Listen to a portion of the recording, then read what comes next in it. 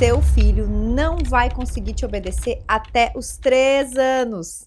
Calma, eu vou te explicar por que isso acontece e como você pode agir de maneira mais estratégica, sem tanto desgaste e grito. Quando a gente traz clareza para a educação e compreende melhor o cérebro infantil, como ele funciona, o que tem por trás do choro, da briga, tudo melhor.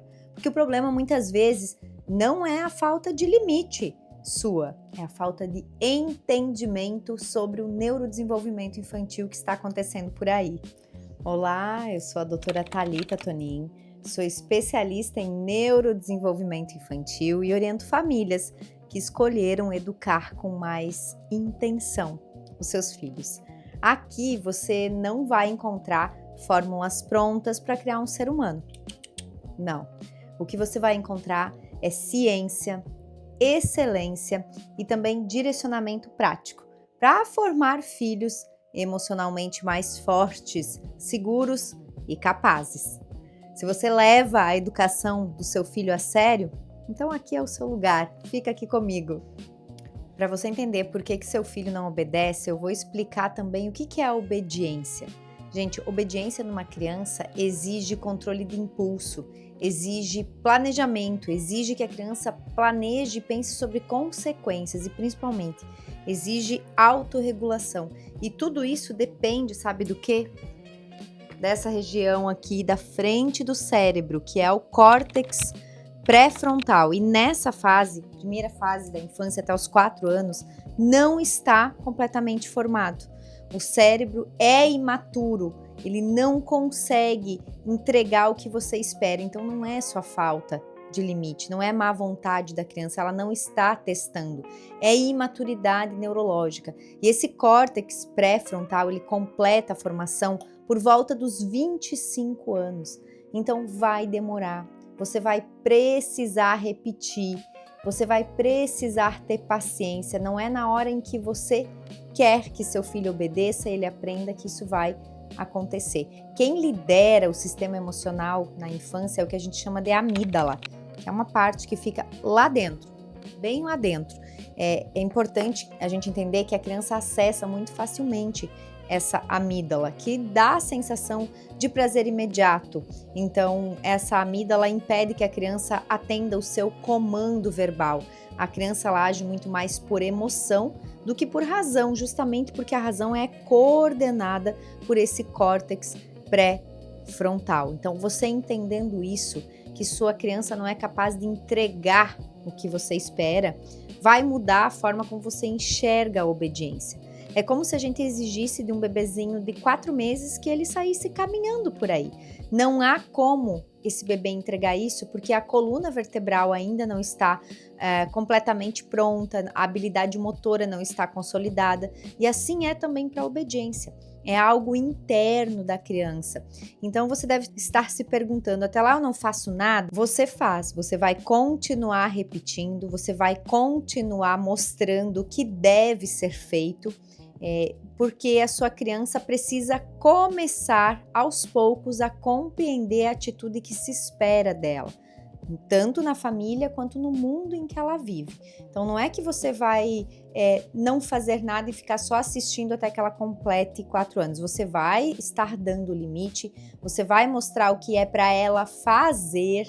E aqui é um ponto importante que eu já vou aprofundar um pouquinho mais, mas o principal, você precisa alinhar a sua expectativa de adulto, de pai e mãe, em relação ao que seu filho pode entregar para você.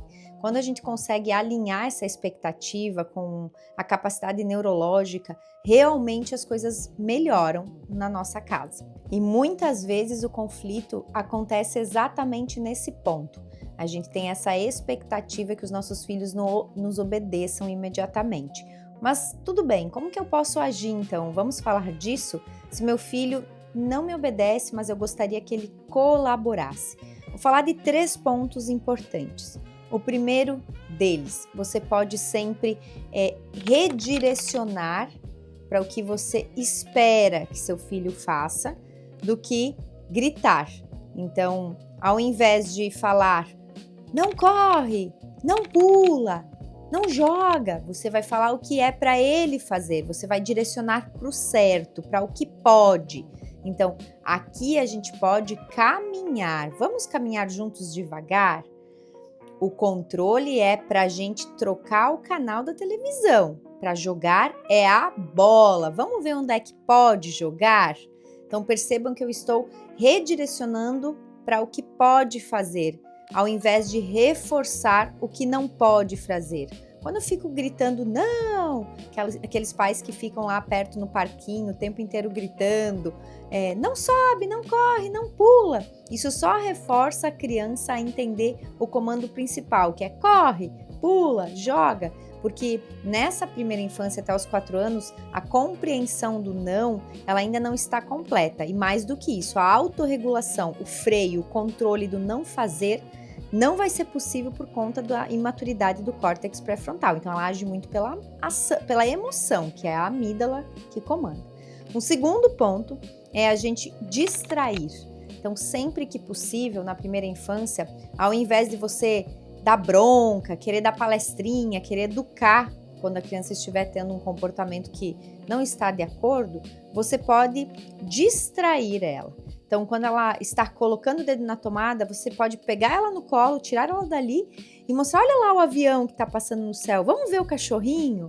Então, distração funciona muito bem, até que ela comece a compreender melhor as consequências das suas atitudes.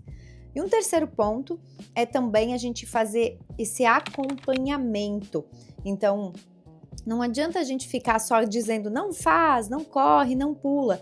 A gente precisa tocar na criança, principalmente falar na altura do olhinho dela e conduzir. Pega pela mãozinha, leva ela a mostrar onde pode brincar, onde pode correr, o que pode jogar, entrega na mãozinha dela.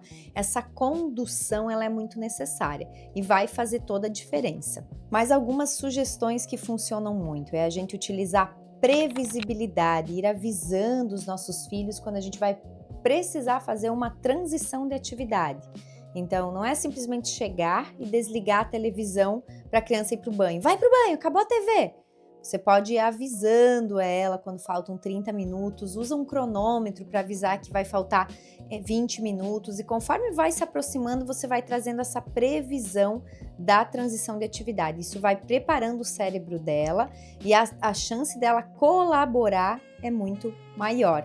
Então, esse é um outro ponto que a gente precisa acrescentar aqui nesses momentos em que a sensação é de que nossos filhos não estão obedecendo. É importante você lembrar também que educação é repetição, então você vai precisar sim repetir muitas vezes até que seu filho esteja pronto para virar essa chavinha e compreender o seu comando, tá? Isso é necessário porque as conexões neuronais estão sendo construídas. Conforme você repete, essa neuroplasticidade, essa compreensão vai sendo construída. E para fechar, um ponto de mudança importante na relação com o seu filho é a sua postura. Quando você entende o cérebro infantil, você para de querer convencer seu filho, lutar contra ele, ameaçar. E você começa a educar com mais estratégia, com mais inteligência. Educar não é impor. Educar e ganhar a obediência é conduzir a criança até que ela esteja pronta para se autorregular e para colaborar sozinha. Educar uma criança não é sobre controle, é sobre conduzir esse cérebro imaturo até que ele consiga se autorregular sozinho. Quando você entende o neurodesenvolvimento, você para de reagir e começa a agir com mais intenção e inteligência na educação do seu filho. E isso transforma completamente a dinâmica da família. Se esse conteúdo fez sentido aí para você, aqui no canal você vai encontrar sempre mais teoria e também muito mais prática sobre o dia a dia com crianças, adolescentes e toda a dinâmica familiar. E se você sente que sua família precisa de um acompanhamento mais personalizado, com mais excelência, mais profundo, eu também acompanho famílias de forma bem individual e personalizada, nas minhas mentorias para famílias e mães. Os links estão todos aqui na descrição do vídeo. E nós seguimos juntos, né? Eu penso que sim, formando filhos emocionalmente mais fortes todos os dias.